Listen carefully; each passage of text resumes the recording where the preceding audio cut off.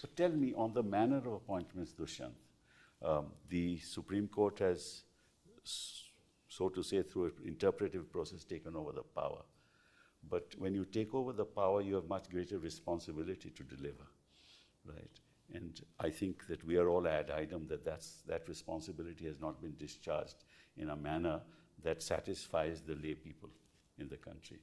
So what would you suggest as to how to deal with it? And if you want to start a process of change in the manner of appointment, how do we go about it? See, before I answer that, Kapil, let me tell you one thing, that one fundamental desire of people, which is today not being met with by the constitutional institutions, is their clamor for justice. There is a lot of injustice in our society, be it at the hands of the government, be it at the hands of the powerful and the rich. People are suffering. I mean, this includes all kinds of people, government servants, business community, landlords, tenants, workers. Everybody is suffering. The criminals who are being tried, falsely implicated, even those criminals who, are being tried and convicted, they are not getting relief in appeal courts, The judicial system, as Mukul very rightly points out, is not collapsing. To my mind, it has collapsed. And I really commend you, Kapil, for starting this dialogue, because it needs a nationwide debate. Right. Because what we are discussing is complete negation of rule of law. Right. And if there is no rule of law, there is nothing called democracy which is left in the country. Right. Now, you have 5.5 crore cases pending in courts across the country. You have thousands of cases pending in each high court, 80,000 cases in the Supreme Court. As Mukul says, I mean, you can never really dispose them off during our lifetime. Maybe even for next 100 years at today's speed.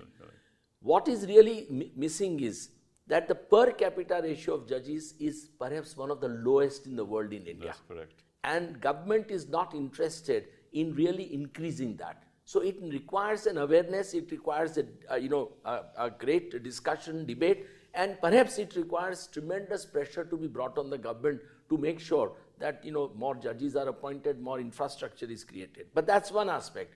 The other aspect is that, as you rightly said, what about the appointment? Now, when judges, I would say, took away the power from the government to appoint High Court and Supreme Court judges, the fundamental basis for that was that we will appoint best from those amongst available. Like Shekhar Kumar Yadav. And not appointing judges like Chief Justice Murlidhar, Chief Justice Akil Qureshi, and Chief Justice Jayant Patel from Gujarat, and many, many others. There is no doubt in my mind that after 1992, the quality of appointments to High Court and Supreme Court judges has been, seriously flawed. And we have definitely not appointed the best from amongst those available. Was the appointment process or the quality of judges better prior to 1990? I would definitely say that it was better. Yes, it was not perfect. Yes. It was not perfect, but it was better. Today, judges... I would endorse that. Yeah. I would endorse that. Yeah. I mean, you see... No, I would endorse it too. Yeah. Yes. You see judges like Chirappa Reddy, APC. I mean, you can have a list. Correct. But there are problems with that which will be created if a political establishment from Gajendra Gadkar downwards, we had excellent judges which the government had appointed. That's correct. That's correct. What is it that suddenly has happened? Once you've taken over power, why is that last 50 years experience gone down the drain? Because there is complete nepotism in appointments. And this is what, every collegium, I think all of us know, in high courts, when it sits, every member of the collegium has his or her nominees. And it is give and take, which leads to the appointments. Right. Same thing happens in the Supreme Court, we know it. Now, the issue is today, Kapil, that nobody in the judicial system is willing to address the problem which is plaguing the country.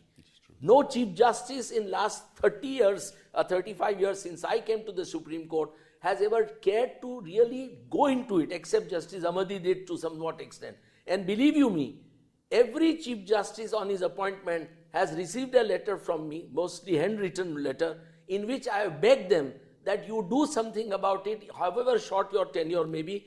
Consult IIM Ahmedabad, consult IIT Technology Delhi, consult best of the lawyers, best of the judges, best of the stakeholders, and find some solution to the problem.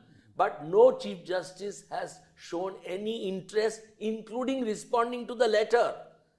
I am really disappointed to say that we are part of the institution, we love the institution. See, today, therefore, there is nobody to guide the district judiciary, this subordinate judiciary, nobody to guide the high courts. And Supreme Court, if Chief Justice Chandrachud, during, constitution bench matters could come 45, 50 minutes late on virtually an everyday basis, which we saw during 370 hearing, or many other times, that percolates down. Now, judges need guidance, and unless you deliberate with the members of the bar, people who have vast experience like Meenakshi here, Mukul here, or you yourself, judges have to talk to them.